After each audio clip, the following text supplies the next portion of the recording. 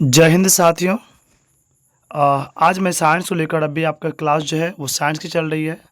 साथियों, जैसा कि आप जानते हैं मेरा एपिसोड चलता है, साथ ही साथ आपका मैंने 5 एपिसोड करवा दिया है, ये छठा एपिसोड है। और मैं चाहूँगा ये आपका एनसीईआरटी का एमसीक्यू चल रहा है, एमसीक्यू चल रहा है साथियों, एमसीक्यू चल रहा है साथियों। और मैंने 5 वीडियो अपलोड कर दिया है, तो मैं चाहूँगा यदि आप पूरा का पूरा एपिसोड मेरा कर लेते हैं और तो निश्चित तौर पे आपको प्रश्न जो है यहीं देने को मिलेंगे।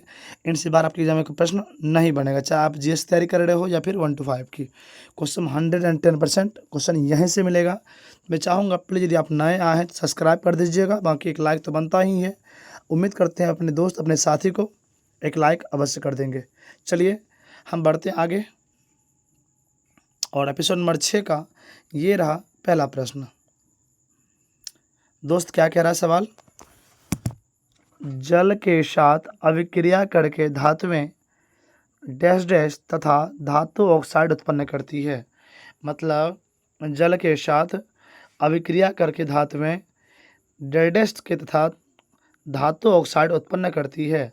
तो वही बोल रहा है, क्या N2 गैस, क्या CO2 गैस, क्या H2 गैस? आप कहेंगे साथियों जी हाँ, H2 गैस इसका बिल्कुल सही जवाब हो जाएगी। अर्थात यहाँ पे जो रिक्त स्थान है साथियों, वहाँ पे क्या भरा जाएगा आपका? तो H2 गैस। आइए कुछ फैक्ट है, मैं उनको पढ़ने का प्रयास करता हूँ, ध्यान समझिएगा। कह रहा जल के साथ अभिक्रिया करके धातुएं ऑक्साइड हाइड्रोजन गैस तथा धातु ऑक्साइड उत्पन्न करते हैं। बस यही प्रश्न आपके एग्जाम में पूछा गया था यहीं से, कि जल के साथ अभिक्रिया करके धातुएं हाइड्रोजन गैस तथा धातु ऑक्साइड उत्पन्न करती है। चलिए आगे बढ़ते हैं। यहाँ अगर थोड़ा सा पढ़ते हैं इस लाइन को, मैग्नीशियम शीतल जल के साथ अभिक्रिया नहीं करता है। तो क्वेश्चन पूछेगा आपसे, बताइए शीतल जल के साथ कौन सा अभिक्रिया नहीं करता? तो आप बोलेंगे साथियों मैग्नीशियम अभिक्रिया नहीं करती है। फिर परंतु गर्म जल के साथ अभिक्रिया करके वह मैग्नीशियम हाइड्रोक्साइड एवं हाइड्रोजन गैस करता है। मतलब लेकिन जैसे जल गर्म हो जाता है तो उनसे अभिक्रिया करके ये मैग्नीशियम हाइड्रोक्साइड एवं हाइड्रोजन गैस उत्पन्न करता है। बस यही प्रश्न एग्जाम में बार बार पूछने का चांस होता है, जब भी पूछेगा तो आप इस बात को ध्यान रखिएगा। चलिए अगला प्रश्न देख लेते हैं हम लोग, क्या कह रहा है अगला प्रश्न? अम्लराज मिश्रण के बारे में कौन सा कथन सही है? मतलब बोल रहा है कि अम्लराज के बारे में कौन सा कथन सही है? क्या वो कथन यह गोल्ड और प्लेटिनम को गलाने में सामर्थ्य रखता है? बिल्कुल सही जवाब, ये तो सही है भाई। ये गोल्ड और प्लेटिनम को गलाने में सामर्थ्य होता है। 3:1 के अनुपात में सांद्र, जी हाँ ये भी तो सही है। ऑप्शन नंबर ये भी आपका सही है, ऑप्शन नंबर बी भी सही है। जब एक और दूसरा ही हो जाएगा तो हम कुछ नहीं करेंगे, हम डायरेक्ट क्या करेंगे साथियों, ऑप्शन नंबर डी को लॉक करने वाले हैं। अब क्यों किए? क्योंकि एक और दो दोनों सही था, इसलिए हम लोग ऑप्शन नंबर डी को लॉक किए। अगला प्रश्न क्या कह रहा है? निम्नलिखित में से कौन सी धातु में अति तनु HNO3 के साथ अभिक्रिया करके H2 गैस उत्सर्जित करते हैं?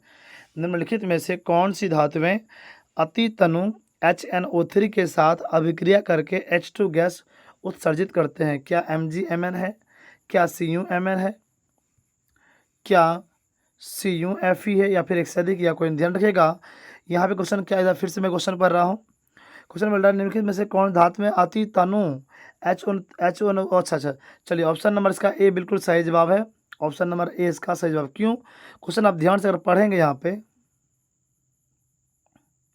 तो निम्नलिखित में से कौन सी धातु में अति तनु, जब भी अति तनु और HNO3 के साथ अभिक्रिया करता है तो फिर हाइड्रोजन गैस उत्सर्जित करते हैं? कौन सा? Mg और Mn। बिल्कुल सही जवाब, ऑप्शन नंबर ए इसका परफेक्ट आंसर होने वाली है। बोल रहा है निम्नलिखित धातुओं में से सबसे अधिक अभिक्रियाशील धातु कौन सी है? निम्नलिखित धातुओं में से सबसे अधिक अभिक्रियाशील धातु कौन सी है? अब मुझे बताइए, मैंने आपको क्या पढ़ाया था, मैंने एपिसोड नंबर 1 में क्या पढ़ाया था? सबसे अधिक पूछेगा, सबसे अधिक पूछेगा तो एल्युमिनियम के साथ जाइएगा, एल्युमिनियम सही जवाब है। अब वहीं पूछेगा सबसे कम, तब जाइएगा गोल्ड के साथ, आप गोल्ड से जाइएगा। तो लेकिन सबसे अधिक पूछा यहाँ पे, तो हम लोग ऑप्शन नंबर बी अर्थात एल्युमिनियम से जाने वाले हैं, और एल्युमिनियम इसका बिल्कुल सही जवाब है। दोस्त मैं चाहूँगा यदि आप नए हैं तो आप हमारे चैनल को सब्सक्राइब कर सकते हैं, और मुझे एक लाइक करके मेरा मोटिवेट कर सकते हैं। मैं बताना चाहूँगा सुबह के 10 बजे आपकी भूगोल क्लास, दिन के 1 बजे आपको मैथमेटिक्स की क्लास, और शाम के आपको 8 बजे आपकी साइंस क्लास चलती है। तो मैं चाहूँगा इस चीज़ के लिए आप इतना मेहनत के लिए साथियों, आप एक सब्सक्राइब और एक लाइक तो अवश्य करिएगा। साथ ही साथ मुझे एक कमेंट भी एक प्यारा सा कर दीजिए, सर क्लास आपको कैसी लगी।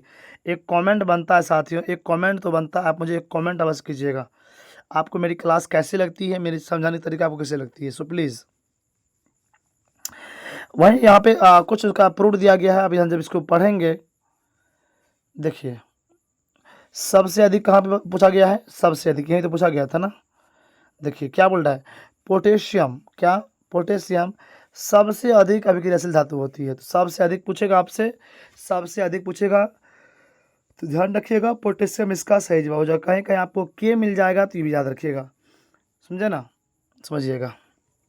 और सबसे कम पूछेगा आपसे, तो ये दो फैक्ट इसका इंपॉर्टेंट है, दो फैक्ट, सबसे कम वाला और सबसे अधिक वाला।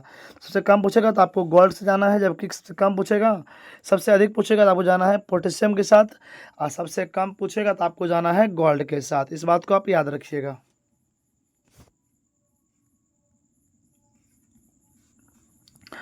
बोला क्लोरीन का इलेक्ट्रॉनिक विन्यास क्या होता है। तो क्लोरीन का इलेक्ट्रॉनिक विन्यास क्या होता है, ये क्वेश्चन आपकी बीपीएससी में पूछा जा चुका है, इस बात को आप याद रखिएगा।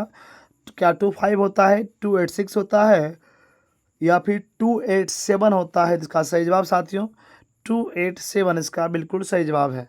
कैसे होता है आइए देखते हैं, हम थोड़ा देख लेते हैं। आपकी किताब में जो है एनसीईआरटी में साफ साफ दर्शाया गया है। यहाँ पे देखिए, यहाँ पे हीलियम बताया गया है, यहाँ पे जो है हीलियम है, नियॉन है, आर्गन है, सोडियम है, मैग्नीशियम है, एल्युमिनियम है, पोटेशियम है, कैल्शियम है, नाइट्रोजन है, ऑक्सीजन है, फ्लोरीन है, और क्लोरीन यहाँ पे है नीचे में। देखिए यही प्रश्न तब से पूछा गया था इस प्रकार से, ये वाला हालत। तो क्लोरीन का पूछेगा आपसे, ध्यान रखिएगा साथियों। ऑप्शन नंबर जो है कहता है ऑप्शन नंबर 2, 8 और 7 इसका जो है इलेक्ट्रॉनिक विन्यास, ये आपके एनसीईआरटी में दिया गया है। आप एनसीईआरटी वर्ड चेक कर लीजिएगा, ठीक है। चलिए, बोला निम्नलिखित में से किस आयनिक यौगिक का गलनांक क्वथनांक के सर्वाधिक होता है। तो किस आयनिक यौगिक का गलनांक क्वथनांक सर्वाधिक होता है। क्या CaO होता है, LiCl होता है, क्या MgCl2 होता है। तो जी हाँ, हम सभी जानते हैं इसका आंसर CaO होता है। CaA इसका बिल्कुल सही, मतलब CaO का क्वथनांक क्या होता है साथियों, सबसे अधिक होता है। चलिए आगे बढ़ेंगे। तो स्वतंत्र अवस्था में पाए जाने वाले धातु कौन से हैं। स्वतंत्र अवस्था में पाए जाने वाले धातु ध्यान रखिएगा, वो सिल्वर भी आपका है और गोल्ड भी आपका है। तो ध्यान रखिए, जब ये दोनों सही, आप सोचिए, मुझे हमें अभी तीसरा ऑप्शन नहीं देखनी है, बस मुझे सोचो यदि मुझे 2 ऑप्शन सही हो रहा है तो हम लोग ऑप्शन नंबर डी के साथ आराम से लॉक कर सकते हैं। इसलिए हम कहेंगे साथियों कि स्वतंत्र अवस्था में जो है आपका गोल्ड एवं सिल्वर दोनों दोनों पाया जाता है। अगला बोल रहा है कौन सा धातु युग्म स्वतंत्र एवं संयुक्त अवस्था दोनों पाया जाता है। बोल रहा है कौन सा धातु युग्म स्वतंत्र एवं संयुक्त अवस्था दोनों में पाया जाता है। आप बोलेंगे सर ऑप्शन नंबर बी इसका सही जवाब हो जाएगा। क्यों हो जाएगा, तांबा एवं चांदी बिल्कुल सही। यहाँ पे ना तो गोल्ड होगा, गोल्ड प्लेटिनम, सोना चांदी बिल्कुल नहीं होगा, यहाँ पे एक से अधिक नहीं होगी। तो ऑप्शन नंबर हम लोग जाएंगे साथियों बी के साथ। सबसे यहाँ पे सिर्फ स्वतंत्र नहीं पूछा है, ये बोला है कि स्वतंत्र एवं संयुक्त अवस्था में, तो दोनों के साथ बोला है। तो हम जाएंगे ऑप्शन नंबर बी के साथ, अर्थात तांबा एवं चांदी इसका बिल्कुल परफेक्ट और सही जवाब होने वाली है। फिर बोल रहा है पृथ्वी से खनिज अयस्कों में मिट्टी, रेत जैसी औषधियों क्या कहते हैं। साथ में बताना चाहूँगा ये प्रश्न आपके टीआरई जिसको आप प्यार से क्या बोलते हैं, शिक्षक भर्ती,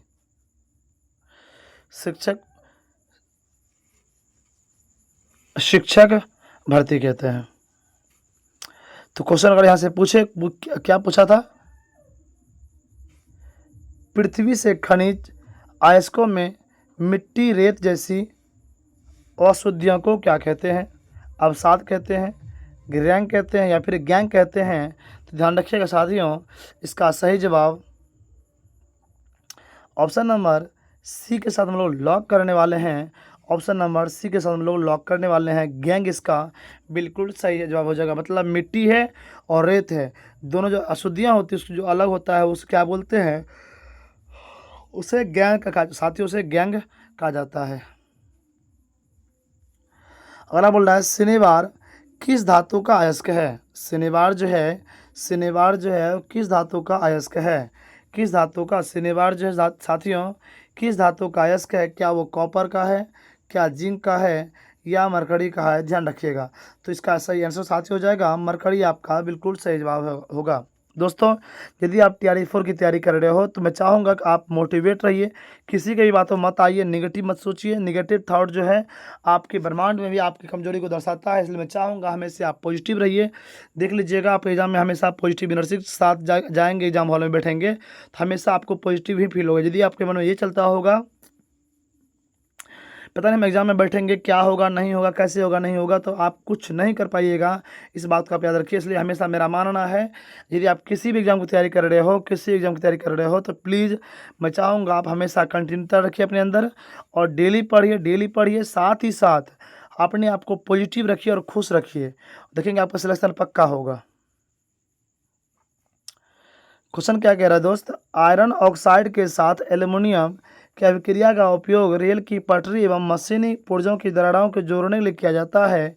इस अभिक्रिया का क्या नाम है? मुझे आप ही बता दीजिए ना सर, क्या आपके एग्जाम में क्वेश्चन आया था, नहीं आया था? मैंने कहा ना कि मैं जितना पढ़ाऊंगा आपको PYQ भी कंप्लीट होगा और फैक्ट भी होगा। जितना प्रश्न यहाँ से पूछा है, जिस भी अध्याय से पूछा है, आप उसको बस से बना लें। तो ऑप्शन नंबर ए थर्मिट विनिस्थापन, हम कहीं और नहीं जाएंगे, हमने पढ़ा आपके NCERT में थर्मिट इसका बिल्कुल सही जवाब हो जाएगा। यानी कि आयरन ऑक्साइड के साथ एल्युमिनियम की अभिक्रिया का उपयोग रेल की पटरी और मशीनी पुर्जा की दरारों को जोड़ने के लिए किया जाता है। इस अभिक्रिया का नाम क्या है? तो आप बोलेंगे साथियों थर्मिट इसका बिल्कुल सही जवाब हो जाएगा। आप यहाँ पे पढ़ेंगे, मैं थोड़ा सा आपको पढ़ के सुना देता हूँ। कुछ फैक्ट हैं। सल्फाइड ऑक्साइड को वायु की उपस्थिति में अधिक ताप पर गर्म करने पर यह ऑक्साइड में परिवर्तित हो जाता है, पहला फैक्ट, जिसे भर्जन कहते हैं। कार्बोनेट आयस्क को सीमित वायु में अधिक ताप पर गर्म करने से ऑक्साइड में परिवर्तित हो जाता है और इस प्रक्रिया को निस्थापन कहते हैं। तो यहाँ से क्वेश्चन अगर पूछेगा तो ध्यान रखिएगा, पूछने का चांस बनता भी है, तो ध्यान रखिएगा इस चीज़ को आप।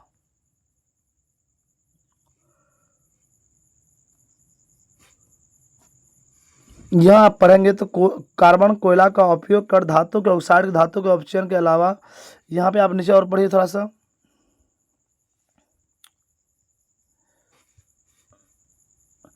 अगला क्वेश्चन क्या कह रहा है साथियों? कह रहा है कि लोहे एवं देखिए ध्यान से, लोहे एवं इस्पात को जंग से सुरक्षित रखने के लिए उन पर जस्ते की पतली परत चढ़ाने के लिए विधि क्या कहते हैं?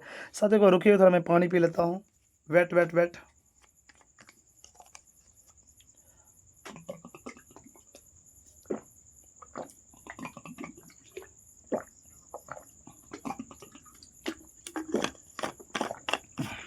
चलिए, थोड़ा सा मैंने पानी, गर्मी बहुत है दोस्त, बहुत ज़्यादा गर्मी है यार। चलिए खैर, तो लोहे एवं इस्पात को जंग से सुरक्षित रखने के लिए उन पर जस्ते की पतली परत चढ़ाने की विधि को क्या कहते हैं? क्या संक्षारण होता है, क्या एनोडीकरण होती है, या असद लेपन जिसको आप प्यार से गैल्वेनीकरण कहते हैं, वो होता है? तो ध्यान रखिएगा साथियों, इसका सही जवाब ऑप्शन नंबर सी, जिसको प्यार से आप यसद लेपन कहते हैं, इनका आंसर हो जाएगा। तो मैं चाहूँगा कि आप जितने भी मैं प्रश्न आपको करवा रहा हूँ, ये आपका NCERT का सीरीज चल रहा है, आपको आगे की चीज़ें बहुत हल्की होने वाली है। अब थोड़ा सा अगर आपको भार लगता होगा तो मैं क्षमा चाहूँगा, आप चीज़ें जो है आगे बहुत हल्के हो जाएंगी, चीज़ें अच्छे समझ में आपको आएंगी और आप अच्छे स्कोर भी एग्जाम में कर पाओगे। मुझे पूर्ण भरोसा है, जितना मैं पढ़ा रहा हूँ ये क्वेश्चन आपके एग्जाम में निश्चित तौर पर आएगा। तो बोल रहा है इस्पात किन तत्वों से मिलकर बनाया जाता है? इस्पात जो है किस तत्व से, क्या वो निकल क्रोमियम होता है, कार्बन होता है, लोहा। आप पहले जान लीजिए, पहले छोड़िए कहीं और मत जाइए। कार्बन और लोहा तो होता है, आप ये बात जानते हैं। तो कार्बन जब लोहा हो जाएगा तो हम काहे कहे जाएंगे। और भाई इसका आंसर ऑप्शन में से एक से अधिक हम लोग टिक करने वाले हैं। ऑप्शन में एक से अधिक हम लोग टिक करने वाले हैं। शुद्ध सोना कितने कैरेट का होता है? शुद्ध सोना कितने कैरेट का होता है? तो आप सभी जानते हैं, इसका बताना नहीं पड़ेगा हमको। शुद्ध सोना 24 कैरेट का होता है। साथ ही मैं पूछूंगा आपसे, मुझे एक आभूषण बनानी है, मुझे एक आभूषण बनानी है, क्या मैं 24 कैरेट सोना का आभूषण बना सकता हूँ? क्या मैं 24 कैरेट सोना का आभूषण बना सकता हूँ? आप बोलेंगे बिल्कुल भी नहीं सर, सिर्फ 24 कैरेट शुद्ध सोना नाम का कैरेट बनता है, लेकिन उसमें ये आपका 22 कैरेट का ही शुद्ध सोना का जो है, आपका 22 कैरेट का ही कोई पदार्थ कोई चीज़ जो है बनता है। लेकिन उसमें एक्स्ट्रा आपको 2% जो है, आपको 2 कैरेट जो साथियों, उसमें आपको कुछ भी तांबा वगैरह मिलाना पड़ता है। इस बात समझिएगा। तो कभी भी 24 कैरेट का शुद्ध सोना का कोई भी चीज़ नहीं बनता है, 22 कैरेट का ही होता है। इस बात को याद रखिएगा।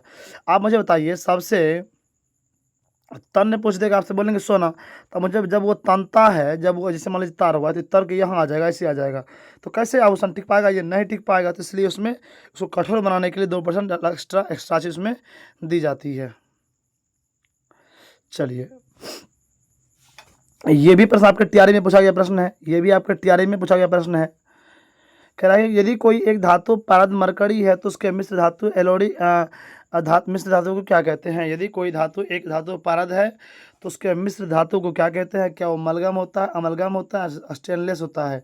इसका सही जवाब अमलनेस, इसका बिल्कुल सही जवाब हो जाएगा। अमलगम जो है इसका साथियों बिल्कुल सही जवाब होने वाला है। यानी कोई एक धातु पारद जो है उसके मिश्र धातु को क्या कहते हैं? तो उसे अमलगम कहते हैं। क्या साथियों? अमलगम कहते हैं। फिर बोल रहा है, और शीशा और टीन की मिश्र धातु को क्या कहते हैं? शीशा और टीन की मिश्र धातु को क्या कहते हैं? क्या वो पीतल होता है, कांसा होता है, सोल्डर होता है? तो आप बोलेंगे जी हाँ, इसका आंसर सोल्डर बिल्कुल सही जवाब हो जाएगा साथियों। शीशा और टीन की मिश्र धातु को हम लोग क्या बोलते हैं दोस्त? तो सोल्डर बोलते हैं। क्या बोलते हैं? तो सोल्डर बिल्कुल सही जवाब है, सोल्डर। अगला बोल रहा है आपसे, कांसा एवं मिश्र धातु किन धातुओं से मिलकर बनते हैं? तो कांसा मिश्र धातु किन धातुओं से मिलकर बनते हैं? क्या वो PbSn होता है, क्या SuSn होता है, या C2ZN होता है? तो आप बोलेंगे option number B, CO and SN इसका सही जवाब होने वाली है। अगला प्रश्न देखिए, आप लोग क्या कह रहा है, कोई धातु ऑक्सीजन के साथ अभिक्रिया करके उच्च गलनांक वाला यौगिक निर्मित करती है, यह यौगिक जल में विलय होता है, तो यह तत्व क्या हो सकता है? मतलब यदि कोई धातु ऑक्सीजन के साथ अभिक्रिया करता है, ठीक है, उच्च गलनांक वाला यौगिक निर्मित करती है, वो भी सही है। यह यौगिक जल से में विलय है, ये भी सही है। यह तत्व क्या हो सकता है? तो ये कोई और नहीं बल्कि आपका कैल्शियम ही तो हो सकता है। कैल्शियम, अब मुझे बताएंगे आप, कैल्शियम कार्बोनेट का सूत्र क्या होता है? आप मुझे बताइए, कैल्शियम कार्बोनेट का सूत्र क्या होता है? आप कहेंगे CaCO3 होता है।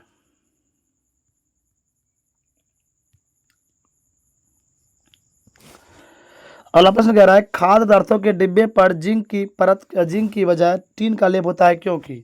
ये भी क्वेश्चन आपके तैयारी में पूछा गया था साथियों। मैं बार बार कह रहा हूँ आपको, आपका PYQ भी यहाँ से क्लियर होगा, साथ ही साथ जितने प्रश्न कहाँ से पूछा गया था वो भी आपको क्लियर होते जाएंगी। तो खाद्य पदार्थों के डिब्बा पर जिंक की बजाय टीन का लेप होता है, क्योंकि यह ऑप्शन जो दिया गया है, टीन की अपेक्षा जिंक महंगा होता है, गलत। टीन की अपेक्षा जिंक गलनांक बहुत अधिक, ये भी गलत है। लेकिन ऑप्शन नंबर इसका C बिल्कुल परफेक्ट है। टीन की अपेक्षा जिंक अधिक अभिक्रियाशील होती है। इसीलिए तो मैं कभी कभी जब हम लोग ट्रेन में भोजन मंगाते हैं उस पर जो है टीन की ऊपर चढ़ाई जाती है। मतलब लोहे को जंग संरक्षण से बचाने के लिए किन चीज़ों का उपयोग किया जाता है? लोहे को जंग संरक्षण से बचाने के लिए किन चीज़ों का उपयोग किया जाता है? क्या वो यशस्वी लेपन होता है? जी हाँ, ये सही जवाब है। क्या वो क्रोमियम लेपन? यही तो नहीं होता, लेकिन एनोडीकरण भी होता, सही जवाब है, एनोडीकरण भी होता है। तो ऑप्शन नंबर A और C दोनों सही है, तो हम जाएंगे ऑप्शन नंबर D के साथ, और एक जहाँ पे एक से अधिक है।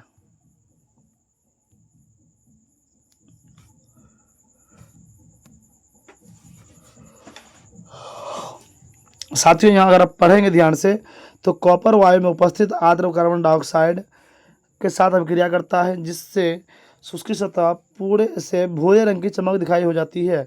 पर इससे हरे रंग की परत चढ़ जाती है। यह हरा पदार्थ बेसिक कॉपर कार्बोनेट होता है।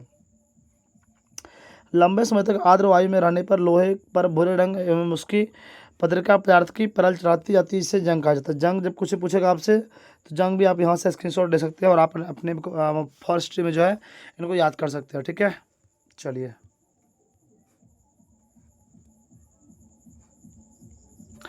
यहाँ आप कुछ फैक्ट पढ़ेंगे तो पेंट करके, तेल लगाकर, गेज लगाकर, जैसे लेपन करके, कुछ लोहे की वस्तुओं पर जस्ते की पर चढ़ाकर, क्रोमियम लेपन, एनोडीकरण या मिश्र धातु बनाकर लोहे की जंग लगने से बचाया जा सकता है। यही प्रश्न आपके एग्जाम में पूछा गया था, तो इसी को आप याद रखिएगा। ठीक है, अगला बार पूछे तो इस बात को आप याद रखिएगा।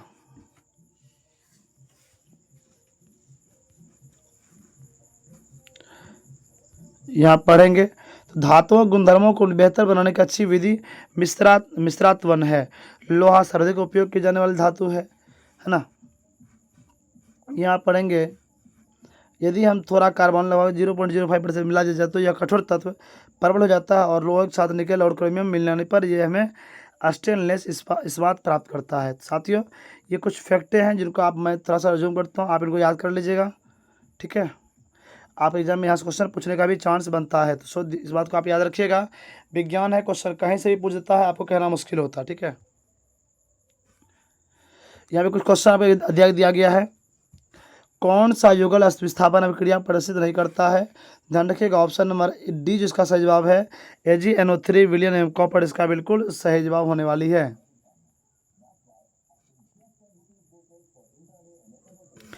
लोहे के फ्राइंग पैन को जंग से बचाने के लिए कौन सी विधि का उपयोग होता है? लोहे के जो फ्राइंग पैन होती है उसको बचाने के लिए कौन सी विधि होती है?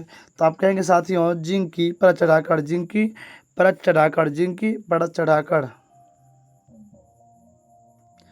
देखिए, यही पर आप एग्जाम में बीपीएससी ने पूछ दिया था। क्या पूछ दिया था? खाद्य पदार्थों के डिब्बा पर जिंक की बजाय टिन की लाभ होता है, क्योंकि आपने वितरण तो पढ़ा है, टिन की अपेक्षा जिंक की अधिक अपग्रेडेशन होती है। बस ये इसका सही जवाब हो जाएगा। तो उम्मीद करते चीज़ें आपको अच्छे समझ में आई होंगी। मुझे बताइए आपको क्लास कैसी लगी, मुझे क्लास बताइए कैसी लगी। दूसरी TRE 4 की वैकेंसी साथियों निश्चित तौर पे आएंगी। आप तैयारी करते रहिए और अपने माता पिता का सपनों को पूरा कीजिए। बाकी मैं आपको करवा रहा हूँ, आप उसको भी करते रहिएगा। और फिर मैं आपको जो है कुछ ही दिनों में घटना चक्र भी लेके आऊँगा, वहाँ से क्वेश्चन आपके एग्जाम में 110% पूछता है, तो मैं घटना चक्र भी लेके आऊँगा। तब तक के चलिए मुझे दीजिए विदा, मिलते हैं अगले वीडियो में। तब तक के लिए जय हिंद, सभी को नमस्कार।